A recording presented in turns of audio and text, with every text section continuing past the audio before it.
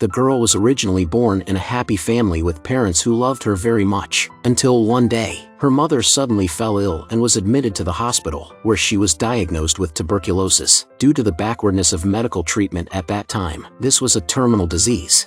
At that moment, Aunt Marie came to the house, and she brazenly seduced Telesphore, Aurora's father. At this point, Telesphore was carrying the burden of the family, stressful and lonely. He couldn't resist her temptation and finally cheated on his sick wife. Aurora's mom knew that her days were numbered and did not object to her husband falling in love with another woman, but she was firmly opposed to her children being with Marie, because she had witnessed Marie locking up her own son in the barn, and she was afraid to imagine what Marie would do to her own children. Telesphore didn't take those words to heart, and even brought Marie to live with him. The priest insisted that the father should get his 2 daughters back. Having witnessed her father making out with this woman, Aurora hated the woman even more. At night she secretly wrote a letter to her mother about her grievances and the situation at home. On hearing from this, her mother became so angry that her condition worsened and she passed away soon after. At the funeral, Telesphore brought Marie to the church, but she wore a red dress. After the funeral, the two unashamedly held hands and walked to the priest. They could not wait to hold the wedding, so the wicked woman succeeded in stealing a lovely family and became Aurora's stepmother.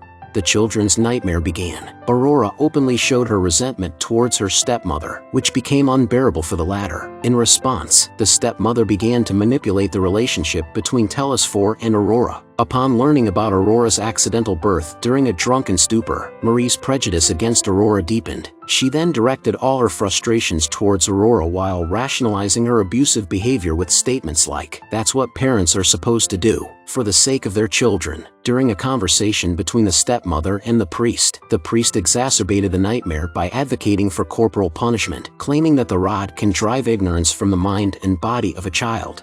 Late at night, Marie calls up a sleeping Aurora and takes her into the small dark room, followed by a severe beating. On another day, when Aurora entered her room without knocking, her stepmother went to the fireplace, pulled out a wooden stick with nails in it, and smashed it hard on Aurora's feet. The girl's screams were heard throughout the village. Neighbors murmured behind their backs, but chose to remain silent because they felt that more was better than less. Back to the house, her foot swollen, blood pouring out, Aurora lay crying in pain. Thinking back to the past when her mother was with her and then looking at the present, she was filled with despair. Aurora dragged her injured feet through a forest and sat in the middle of the train tracks in order to end his life. Not knowing whether it was lucky or not, the train suddenly stopped a few meters away from her and she was sent home. His father, without saying a word, came up and slapped her, and then took him to the small dark room and beat her again violently. The neighbors heard the girl's screams and discussed the possibility of arresting the abusive stepmother. However, in this village, only the priest had the authority to make arrests, and he was perceived as a moral individual who rarely took action. In the decisive moment, the village magistrate stepped forward and took the girl to his office, where he examined her bruised body. To encourage the girl to tell the truth, he dismissed the parents from the room. On Marie's way out, the stepmother, fearing exposure, gave the girl a threatening look. Aurora, too frightened to speak the truth, claimed that she was injured in a fight with a boy. Although the magistrate suspected she was lying, he patiently reassured her. Despite his efforts, Aurora persisted in her account, leaving the magistrate unable to arrest her stepmother, and the matter unresolved. Subsequently, the girl was taken to the hospital for treatment of her injuries. After Aurora was discharged from the hospital, the stepmother brought her to the church for confession. Under the guidance of the priest, Aurora confessed that the injuries on her feet were not the result of a fight. Although she did not directly accuse her stepmother of hitting her, the priest should have suspected the stepmother's involvement in the domestic violence. However, he chose to remain silent and harbor Marie's actions. The entire conversation happened to be overheard by the stepmother. Seeking revenge against Aurora, Marie stole the church's gold binder and presented it to her husband, falsely claiming that Aurora had stolen it from the church. Urged by his wife, the enraged father rushed home with a stick and proceeded to beat his own daughter. Aurora, is this man still the warm and loving father he once was?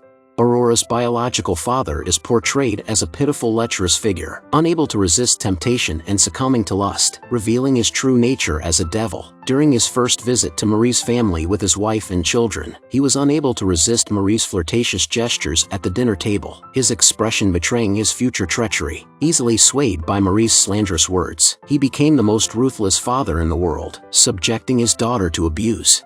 Early the next morning, the stepmother instructed Aurora's sister to call her down for breakfast. Aurora did not want to go downstairs, but her sister insisted that it would only anger the stepmother. Trembling, Aurora reluctantly followed her sister downstairs, hoping that her stepmother would spare her this time. However, she did not anticipate that her stepmother, once again using the pretext of disciplining the child, would press the red-hot branding iron hard against her body. The torture lasted from dawn until nightfall, only stopping when her brother remarked on the foul smell, and Aurora was unresponsive. The atrocities the stepmother committed against the 4 siblings were chilling. One was poisoned with raw potatoes, another smothered with a pillow, and a third burned with a soldering iron. The stepmother eagerly awaited the opportunity to dispose of the last sibling, intending to inherit everything from their father as the true mistress, dominating him in every way. She even sought to erase all memories he had of his ex-wife's life with the children. Her actions were driven solely by her insatiable desires for power and conquest, rendering life worthless in her eyes.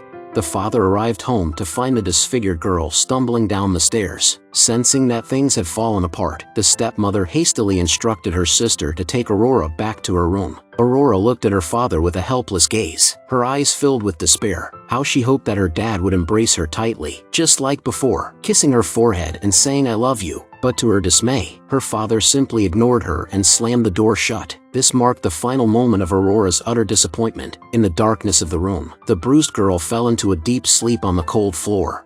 Early in the morning, a ray of warm sunlight streamed through the window as Aurora dragged her bruised body and slowly lifted her head. Then, a white dove flew in, fluttering its wings as it approached her. A faint smile appeared on the girl's face, long lost and fleeting. Yet, as always, the fleeting moments of happiness were soon overshadowed by the return to endless darkness.